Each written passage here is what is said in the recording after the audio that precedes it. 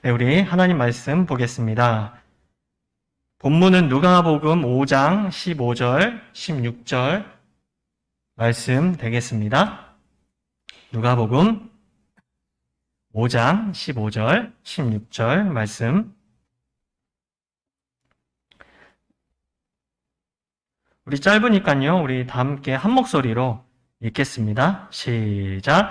예수의 소문이 더욱 퍼짐에 수많은 무리가 말씀도 듣고 자기 병도 고침을 받고자 하여 모여오되 예수는 물러가사 한적한 곳에서 기도하시니라. 아멘. 네, 계속해서 우리 누가복음에 나타난 기도에 대해서 지금 두 번째 시간 살펴보고 있는데요. 중요한 부분, PPT 화면 보시면 알겠지만 예수는 물러가서 한적한 곳에서 기도하시니라. 네, 요거 우리 잠시 한번 살펴보는 시간 갖겠습니다. 오늘 본문은 이제 예수님의 소문이 널리 퍼지고 수많은 무리가 말씀도 듣고 자기 병도 고침을 받고자 예수님에게로 왔지만 예수님이 어떻게 하셨다고 이야기합니까? 예수님은 물러가사 한적한 곳에서 기도하셨다라고 그렇게 말씀을 이제 적어 놓고 있습니다. 물론 이게 예수님이 모여왔지만 항상 사람들을 배척하시고 그냥 기도만 하러 가셨다라는 그런 이 의미는 아니고요. 뭐가 더 중요한지에 대해서 보여주는 그런 의미라고 할 수 있습니다. 그런데 이 짧은 두 절을 가지고 이제 우리가 생각을 해봐야 되는데, 이 개역 개정의 번역은 헬라어 본문의 정확한 의도를 드러내는 데는 조금 부족합니다. 그래서 이 동사에 이게 주된 동사가 있거든요. 주된 동사가 이제 어떤 시제로 쓰였는지를 좀 알면 이 누가의 의도를 좀 깊이 파악할 수가 있는데, 동사에 반영된 이 습관성이 좀 드러나지가 않습니다. 이거 그냥 한때 한번 이렇게 하셨다라고 그렇게 생각이 될 수밖에 없는데, 한적한 곳에도 기도하시니라. 기도하셨구나, 그냥 그때. 그런데 헬라어 본문은 조금 다른 그 시제로 사용됐기 때문에 우리가 좀 헬라어 본문을 살펴볼 필요가 있는데, 우리가 읽은 개역 개정 번역은 예수님의 기도가 이제 단지 일시적인 것처럼 그렇게 보여주죠. 그래서 제가 PPT를 만들어서 이렇게 딱 보여드립니다. 자, 주 동사는 빨간색으로 표시를 했고요. 현재 분사는 녹색인데요. 보시면 15절에 퍼짐에 이게 이제 주 동사고요. 그리고 모여오되, 그러니까 퍼지다 모이다 15절. 그리고 16절에는 개역 개정에는 잘 나타나지 않는데 16절의 주동사는 있다, 이다.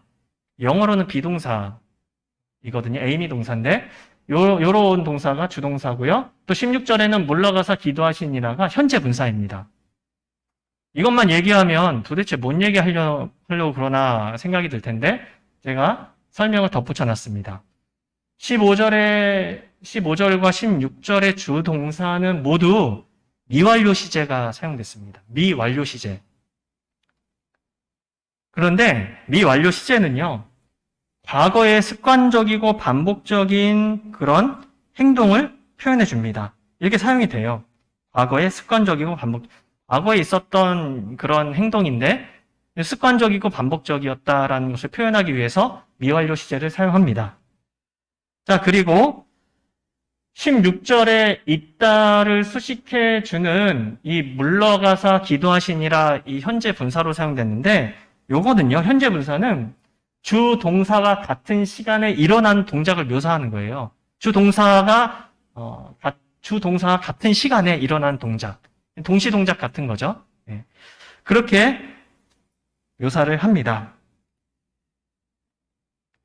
그래서 예수님의 소문이 퍼지고 무리가 몰려온 것도 어떤 일이었죠? 반복적인 일이었던 거예요.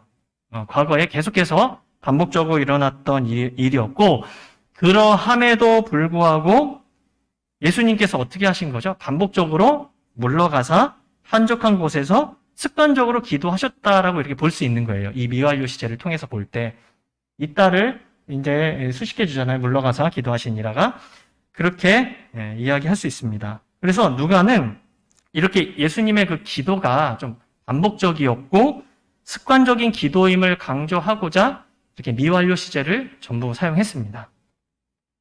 뭔가 좀 깨달음이 있게 되는데요. 예수님께서 반복적이고 습관적으로 이제 기도를 하셨는데 이 상황을 좀 우리가 봐야 되는데요. 그래서 이 두 가지 정도 중요한 교훈을 발견할 수가 있습니다. 누가일도 보시면 되고요. 모두 반복적으로 일어난 일 제가 말씀드렸습니다. 자, 첫 번째 교훈은요. 바로 이제 교훈으로 넘어가는데 성공과 번영의 시기에도 기도해야 한다는 사실입니다. 이게 굉장히 중요한데 우리가 이제 이 예수님께서 반복적으로 기도하신 시점을 주목해 봐야 되는 거예요. 예수님은 그러니까 수많은 사람들이 예수님에게 계속 몰려올 때 이렇게 하셨거든요. 무슨 얘기냐면 이 이름이 널리 퍼져가지고 사람들이 계속 예수님을 찾아오는 거예요, 막. 네. 사람들의 인기에 도취될 법도 한데 예수님께서 이 사람들이 계속해서 몰려올 때 사람들의 인기에 도취되어서 기도의 자리를 떠나신 일이 없다라는 거죠. 그래서 15절, 16절의 핵심 의미는요. 수많은 사람들이 계속해서 몰려왔지만 오히려 예수님은 그들을 피해서 한적한 곳에서 기도에 전념했다는 것이죠. 우리는 주로 어려울 때 기도하는 경향이 있습니다. 근데 요즘은요. 안타깝게 어려워도 기도를 안 해요. 무슨 배짱인지 모르겠습니다. 어려울 때 고난 당할 때 기도하라고 말씀하신 야고보서 말씀도 있는데, 어려울 때 기도하는 경향이 있는데, 요즘은 더 심각한 게 어려워도 기도 안 하는데, 그건 둘째 치고요. 우리는 주로 어려울 때 기도하는 그런 경향이 있고, 반면에, 이제 삶의 형편이 좀 나아지잖아요. 하나님이 도와주셔서 나아지고 괜찮아지면, 모두 약속이 나은 듯이 어떻게 됩니까? 기도 생활을 게을리하게 됩니다. 이게 참 희한해요. 네. 기도를 게을리하고, 또 한 가지 나타나는 증상은 기도를 한다고 해도 간절함이 막 사라져요. 어려울 때 기도하는 그때보다 간절함이 막 사라지고 건성으로 이렇게 하기도 합니다. 참 안타까운 거죠. 근데 여러분, 구약의 역사를 보면, 이게 구약의 역사가 우리의 또 삶의 역사입니다. 구약의 역사를 보면 성공과 번영으로 망하게 된 경우가 있어요. 성공과 번영의 시기에 이제 망하게 된 경우들이 있는데, 하나님께서 어떤 말씀을 미리 하셨냐면 모세를 통해서 그의 백성 이스라엘이 하나님께서 주신 풍성한 복 때문에 교만해질까 봐 염려하신 본문이 있습니다. 기가 막힌 그 본문을 또 하나님께서 모세를 통해서 말씀해 주셨는데 함께 읽어볼까요? 신명기 8장 12절 읽겠습니다. 시작. 내가 먹어서 배부르고 아름다운 집을 짓고 거주하게 되며 또 내 소와 양이 번성하며 내 은금이 증식되며 내 소유가 다 풍부하게 될 때에 내 마음이 교만하여 내 하나님 여호와를 잊어버릴까 염려하노라. 여호와는 너를 애굽 땅 종되었던 집에서 이끌어 내시고. 무슨 얘기입니까? 하나님이 복을 막 주셔가지고 생활이 나아지는 거예요. 그러니까 번영의 시기를 살게 되면 어떻게 됩니까?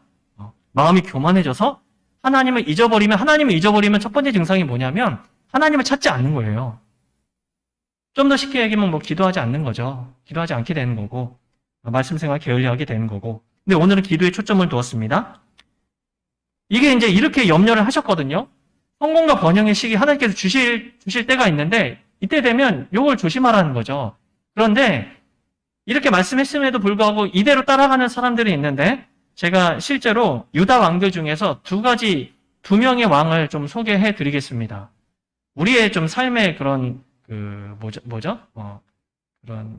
기준이 좀 돼야 되는데, 반면 교사. 잘 생각이 안 나서 그런데. 자, 실제 사례, 아사왕입니다.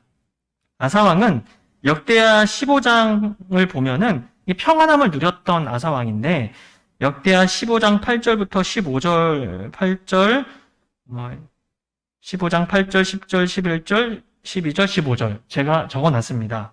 제가 천천히 읽을게요. 한번 따라와 보세요. 제가 읽겠습니다.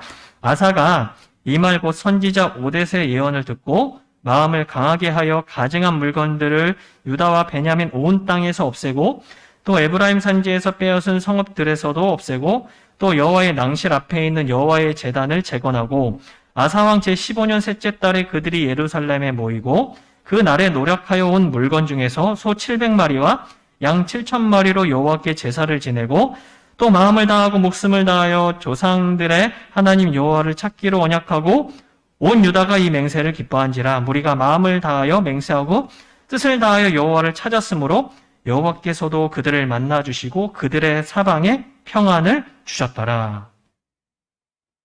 아사가 이제 선지자의 예언을 듣고 선지자의 말을 듣고 마음을 강하게 해서 모든 가증한 물건들, 뭐 우상이나 이런 제단 다 없애고 여호와의 제단을 재건하고 또 어떻게 합니까? 뭐 소 700마리, 양 7,000마리를 여호와께 제사 드리고 예배를 드린 거예요. 예배에 이제 헌신하고 또 마음을 다하고 목숨을 다하고 조상들의 하나님 여호와를 찾기로 언약하고 그렇게 이제 찾았던 거죠. 하나님을 찾았고 그 온 유다가 온 백성들이 이 맹세를 기뻐하고 무리가 마음을 다해서 이렇게 하나님을 찾았다라고 이야기합니다. 그러니까 하나님께서 만나 주시고 사방에 평안을 주신 거예요. 평안함을 딱 주셔서 어려움이 없게 이렇게 해주셨는데 그런데 역대하 16장에 넘어가면 이제 이랬던 아사가 이렇게 합니다. 16장 12절 한번 읽어볼까요? 읽겠습니다. 시작. 아사가 왕이 된 지 39년에 그의 발이 병들어 매우 위독했으나 병이 있을 때에 그가 여호와께 구하지 아니하고 의원들에게 구하였더라. 이게 사실 병이 들면은 의사를 찾아가는 게 맞는데 왜 이렇게 역대하 기자가 이걸 써놨을까요? 무슨 말이죠? 하나님을 의지하고 찾는 마음이 없어졌다는 거예요. 이때는 성공과 번영의 시기를 지나다 보니까 어느 순간 그렇게 했던 아사의 마음이 이게 좀 변질이 된 거죠. 어쨌든 이렇게 하나님 앞에 온 마음과 뜻을 다하고 구하였던 그런 아사가 이렇게 변해버렸다라는 거죠. 그러니까 성공과 번영의 시기에 이렇게 기도를 하나님을 찾지 않는 일들을 할 수 있다라는 거죠. 그리고 우시야 왕, 두 번째 우시야 왕도 한번 보면 좋을 것 같은데요. 역대하서 26장 3절부터 제가 이렇게 PPT를 띄워놨는데 제가 또 읽겠습니다. 잘 따라 보시길 바랍니다. 제가 읽겠습니다. 우시야가 왕위에 오를 때 나이가 16세라 예루살렘에서 52년간 다스리니라. 그의 어머니의 이름은 여골리하여 예루살렘 사람이더라. 우시야가 그의 아버지 아마샤의 모든 행위대로 여호와 보시기에 정직하게 행하며 하나님의 묵시를 밝혀야 하는 스가랴가 사는 날에 하나님을 찾았고 그가 여호와를 찾을 동안에는 하나님이 형통하게 하셨더라. 족장의 총수가 2,600명이니 모두 큰 용사여 그의 휘하의 군대가 30만 7,500명이라 건장하고 싸움에 능하여 왕을 도와 적을 치는 자이며. 무슨 말을 합니까? 하나님을 묵시 밝히 하는 스가랴가 사는 날에 하나님을 찾았다라고 이야기를 하는 거예요. 하나님을 찾았고 그가 하나님을 찾을 동안에는 하나님이 형통하게 하셔서 번영의 시기를 누리게 됐는데 이 우시야 왕에게 있어서 번영의 그런 특성은 아사는 평안이었잖아요. 근데 우시야는 군사력을 강하게 해주십니다. 하나님께서 함부로 못 쳐들어오게. 그래서 족장의 총수가 2,600명 큰 용사를 사람을 붙여주시고 또 건장하고 싸움에 능하여 왕을 도와 이렇게 적을 치는 그런 용맹한 장수들과 군사들을 하나님께서 허락해 주셨다는 거죠. 그러니까 이제 강성하니까 사실 번영의 시기라고 볼 수 있는데 근데 26장 후반부에 가면은 또 안타까운 이야기가 나옵니다. 26장 16절 한번 읽어볼까요? 읽겠습니다. 시작. 그가 강성하여짐에 그의 마음이 교만하여 악을 행하여 그의 하나님 여호와께 범죄하되 곧 여호와의 성전에 들어가서 향단에 분향하려 한지라. 이게 강성하여져서 이게 교만해져서 하나님을 찾지도 않고 오히려 어떻게 합니까? 악을 행하는 그런 모습을 볼 수 있다라는 거죠. 제사장들만 할 수 있는 이 일을 어떻게 합니까? 여호와의 성전에 들어가서 향단에 분향하려고 이제 내가 왕이라고 이러면서 하는 거죠. 하나님이 그 절대로 하지 말라고 하셨던 건데 그래서 어떻게 됩니까? 후에 우시야 왕은요 자신이 직접 향단에 이제 분향하려다가 막 화를 내면서 분향하려다가 이마에 나병이 걸립니다. 이마에 나병이 걸려서 나병 환자로 나중에 격리돼서 살다가 죽게 되는 그런 안타까운 모습이 있었습니다. 그래서 중요한 것은요, 이게 단지 어려울 때 기도를 하는가 안 하는가의 문제가 아니라 이게 모든 일들이 원만하고 순탄하게 잘 돌아갈 때에도 기도할 수 있느냐, 이 문제가 진짜 중요한 거예요. 우리의 이 본성이 그렇거든요. 우리의 본성이. 그렇게 성공과 번영의 시기에도 여전히 간절하고 애절하게 하나님을 찾을 수 있는가 하는 문제가 굉장히 중요한 문제가 됩니다. 진짜 기도의 사람은 어떤 사람이냐면 자신의 외적인 환경을 살펴봐도 좀 외적인 환경이 잘 돌아가요. 문제없이 잘 돌아가도 돌아가서 뭐 울거나 통곡할 이유가 사실 없지만 영적인 문제를 위해서 애통해야 하며 부르짖는 기도를 할 수 있는 사람. 이 사람이 진짜 진실한 기도의 사람입니다. 그러니까 교회 문제를 보면서 하나님 나라의 확장을 보면서 이런 어떤 현실들을 보면서 나의 그런 영적인 문제들과 또 교회의 또 여러 가지 산적해 있는 여러 가지 문제들과 또 하나님 나라의 확장을 위한 여러 가지 고민들을 가지고 간절하고 애통하게 이제 기도할 수 있는 그런 사람이 진실로 기도하는 사람이라는 거죠. 그래서 첫 번째 교훈은 성공과 번영의 시기에도 기도할 수 있어야 된다는 거고요. 또 한 가지 교훈은 이것입니다. 기도를 통한 친밀한 교제가 가장 중요하다라는 거예요. 예수님께서는 사실 그 병에 걸린 사람들이 들어와서 여기 예수님께로 와서 병을 고침받고 말씀도 듣고 하는 건 예수님께서 하시는 그런 사명이잖아요. 그렇게 하셔야 되는 거고, 예수님께서는 그런데 그의 사명보다 하나님 아버지와의 그런 친밀한 교제를 좀 더 중요하게 여기셨던 것 같습니다. 15절 말씀대로 허다한 무리들이 예수님의 말씀도 듣고 또 치료를 받고자 나올 때에 예수님께서 하나님과의 교제를 위해서 피하셨다는 것은 정말 놀라운 일인데요.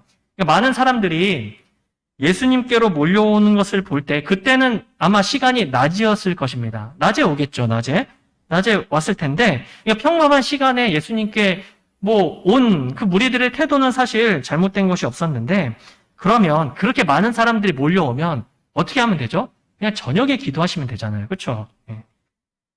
사람이 많이 몰려오면 다 치료해 주시고 그냥 저녁에 기도하시면 되는데, 그러나 예수님께서는 이 무리들에 대한 사역을 뒤로 하면서까지 어떻게 하시냐면 기도하러 가셨다라는 거예요. 하나님과의 교제 시간을 지키셨다라는 거죠. 이것은 예수님에게 가장 중요한 일은 하나님 아버지와 갖는 끊임없는 교제의 시간이었다라는 거죠.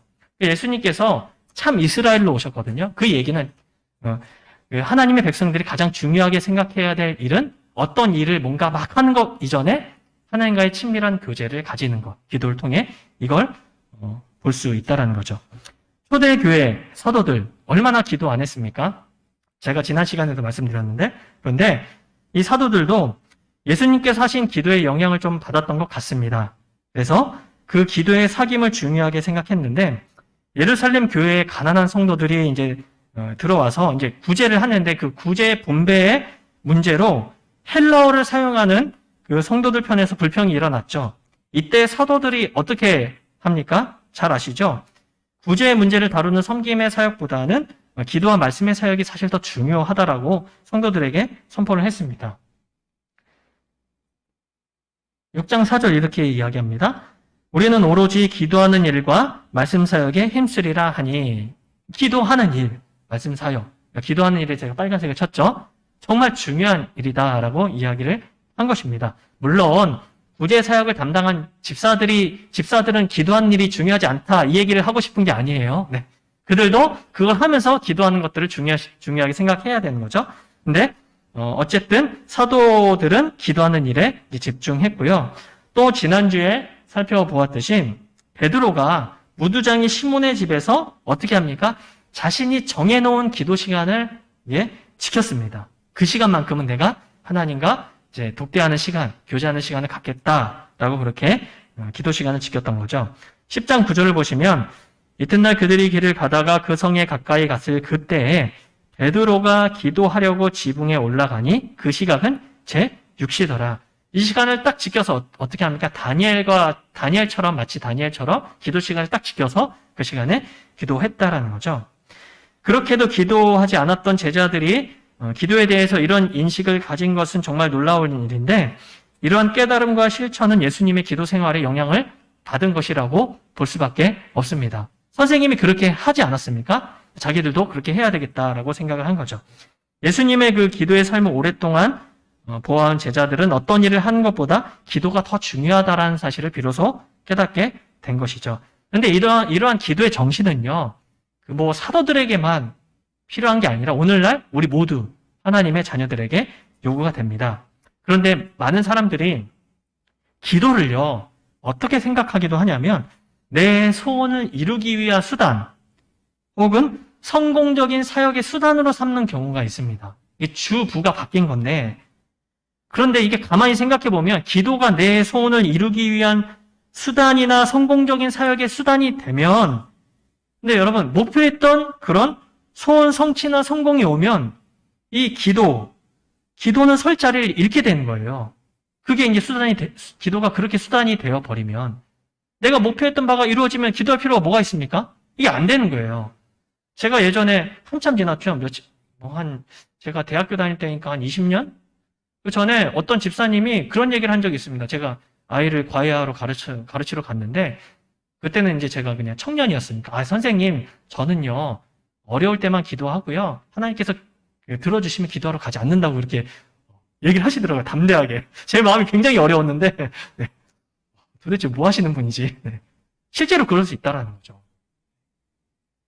그래서 이 기도가 사실 하나님께서 맡기신 사역을 성공적으로 이끄는 것은 분명합니다. 기도하면 하나님이 일하시기 때문에.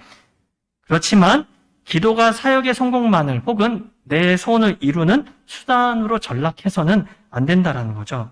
그래서 기도를 수단화한 결과로 등장하는 그런 말들이 기도 만능, 기도는 하늘 보좌를 움직인다. 무슨 기도가 하늘 보좌를 움직인다 그런 얘기를 씁니까? 하나님이 허락하시고 들어주시는 거지. 잘못된 표현이죠. 만약에 기도를 했는데 일이 잘 안 되고 내 뜻대로 여건이 바뀌지 않으면 기도를 중단할 건가요? 그러면? 안 되는 거죠.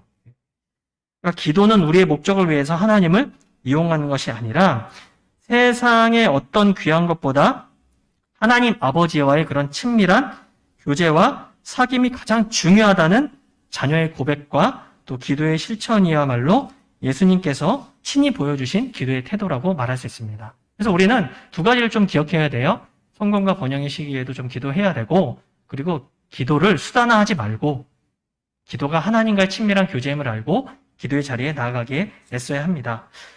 하나님의 자녀들은 한결같이 기도로 타신 예수님 앞에서 너무 바쁘고 할 일이 많아서 기도할 수 없다는 태도를 좀 버려야 합니다. 이런 변명은 기도에 대한 잘못된 태도고요. 기도가 설 자리에 없는 삶은 이게 대단히 무서운 말인데 하나님이 중요하지 않는 삶입니다. 하나님이 중요하다라고 생각하면 기도하게 되어 있거든요. 기도가 설 자리 없는 삶, 이런 태도를 가지면 하나님 아버지의 말씀이 모든 삶의 기준과 잣대가 될 수가 없습니다. 말씀을 통해 깨닫죠? 그럼 기도를 통해서 하나님의 마음을 알고 행동으로 나가는, 그게 말씀과 기도가 잘 어우러져야 되는 거죠. 누가는 복음서의 저자들 중에서 가장 인간적인 예수님을 묘사했습니다. 예수님의 모습을 묘사했는데 가장 인간적인 예수님을 그리면서 누가가 기도를 자꾸 이렇게 집어넣은 이유는, 기도를 강조한 이유는 하나님 자녀의 진정한 삶은 예수님께서 직접 보여주신 그런 기도의 삶이라는 것을 강조하고 싶었기 때문입니다. 그래서 기도를 계속 집어넣는 거예요. 네. 우리의 기도가 하나님과의 교제가 되고 이것이 우리의 삶이 되어야 합니다. 오늘 우리는 예수님의 기도를 통해서 두 가지 중요한 진리를 배웠습니다. 어떠한 형편에 있으십니까? 성공과 번영의 시기에 있다고 생각이 드십니까? 그래서 기도의 끈이 사라지고 있습니까? 그렇다면 회개하면서 다시 기도의 자리에 나아가시기를 간절히 소망합니다. 자신의 외적인 환경을 아무리 살펴보아도 울거나 통곡할 이유가 없지만 하나님 나라와 영적인 문제를 위해서 애통하며 부르짖는 기도를 할 수 있는 사람으로 거듭나기를 기도하십시오. 또 어떤 일을 행하기 이전에 앞서서 기도를 통해서 하나님과 친밀한 교제를 쌓아가십시오. 단순히 내 문제가 해결되어야 하는 것이 기도의 본질적인 이유가 되어서는 안 됩니다. 그러니까 기도를 통해서 하나님과 교제하는 기도의 맛을 알아가야 합니다. 바라기는 우리가 기도할 때 성령께서 도우셔서 예수님의 기도가 우리 모두의 기도가 되기를 간절히 소망합니다. 기도하시겠습니다. 하나님, 우리가 짧은 본문을 통해서 두 가지 사실을 깊이 깨닫게 되었습니다. 하나님, 우리가 어떤 시기에든지 어렵거나 또 우리가 조금 형편이 나아지든지 상관없이 하나님 나라와 영적인 문제를 위해서 애통하며 또 부르짖어 기도할 수 있는 진실한 기도의 사람이 되게 하여 주옵소서. 혹시라도 기도의 끈을 놓쳐버리고 또 그렇게 살고 있다면 우리가 다시 주님께로 돌아갈 수 있는 그 귀한 마음을 허락해 주시고, 우리가 기도할 때마다 우리의 소원의 성취가 목적이 아닌 하나님과 깊이 교제하는 것으로 또 기도를 삼을 수 있도록 도와주시고, 그렇게 기도할 때 하나님의 그 귀한 은혜가 우리 가운데 충만히 임하여질 수 있도록 하나님 함께하여 주옵소서. 기도를 통해 하나님과 더욱 가까워지며 하나님의 마음을 깊이 깨닫는 기도가 되어질 수 있도록 성령께서 우리를 도와주시옵소서. 감사드리며 우리를 구원하신 우리 주 예수 그리스도의 이름으로 기도합니다. 아멘. 우리 주기도문 하시고 우리 또 같이 함께 기도 제목 놓고 기도하는 시간 갖도록 하겠습니다. 하늘에 계신 우리 아버지여, 이름이 거룩히 여김을 받으시오며 나라가 임하시오며 뜻이 하늘에서 이루어진 것 같이 땅에서도 이루어지리다. 오늘날 우리에게 일용할 양식을 주옵시고 우리가 우리에게 죄 지은 자를 사하여 준 것 같이 우리의 죄를 사하여 주옵시고 우리를 시험에 들게 하지 마옵시고 다만 악에서 구하옵소서. 대개 나라와 권세와 영광이 아버지께 영원히 있사옵나이다. 아멘. 우리 다 함께 기도 제목 보시면서 함께 기도하는 시간 갖겠습니다. 기도하시겠습니다.